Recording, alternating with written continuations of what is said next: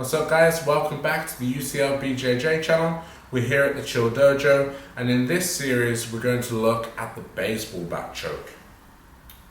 This is a super tight submission, one that will catch a lot of your opponents off guard and hopefully make them tap.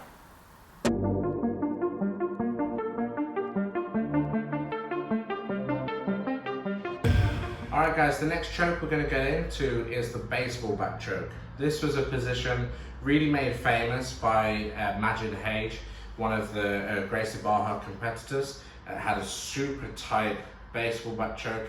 He was nicknamed Gorilla Hands for just the strength that he was able to choke people unconscious with his baseball bat choke. So we're going to go over this finish. When you're practicing with your partners, go nice and gentle, okay? If you're the person that is receiving the choke, make sure you tap, because we don't want anybody falling to sleep with this very, very powerful choke. So, drop on your back, Sam. This position is the reverse of a cross choke. Obviously, a cross choke is in positions like this. The baseball bat will feed in this direction here. Sometimes also referred to as a samurai choke, because I'm using a katana blade. So, as I'm into my knee slice from here, this time I want to, when it comes to most of your collar chokes, you want to try and feed the primary hand before the secondary. So as I grip Sam's gi here, I'm just using palm up this time, same side, going to the opposite collar, feeding in and making my grip again from here. Now the choke itself is going to be my forearm closing down over the neck from this position. So I have my forearm setting the grip from here. The other side is my thumb, just my thumb going inside the collar. So we have one grip inside, the other grip inside. Now we're ready to start working into our baseball bat choke. The actual finishing mechanics are going to occur in the north-south.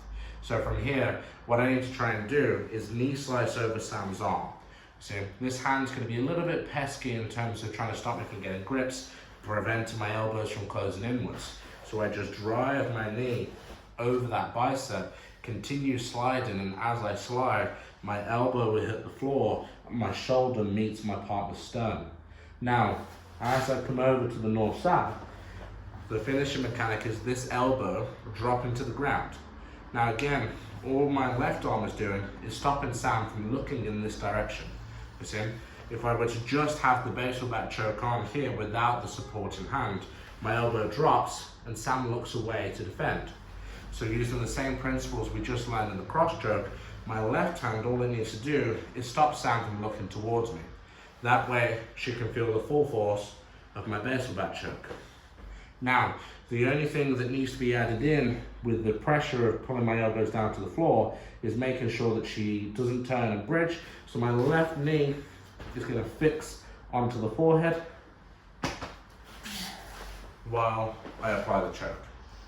Now again, this is another versatile submission that can be used from top, bottom and standing situations, just like the cross choke. So a really effective position to get used to and one to really add into the arsenal. So let's look at this again. So the grip itself, we feed the collar in, just like I'm punching to the floor in this direction. I feed my thumb in on this side over here. Sam's going to be trying to pull my arm away or stopping it from reaching the ground in this direction. So my knee is going to lift up and drop over the top of her bicep. At the same time, my elbow will close, my shoulder meets the sternum, and I step over the head to win the finish. And again, the position itself is lifting, my wrists meeting each side of the throat, and the elbow closing in there for the finish. Now rotate it with it, Sam. Again, all I've got to do once I do finish is just fix the head in place while I apply the choke. Again, when it comes to finishing submissions, the real factor on the finish is being able to control your opponent and prevent them from moving.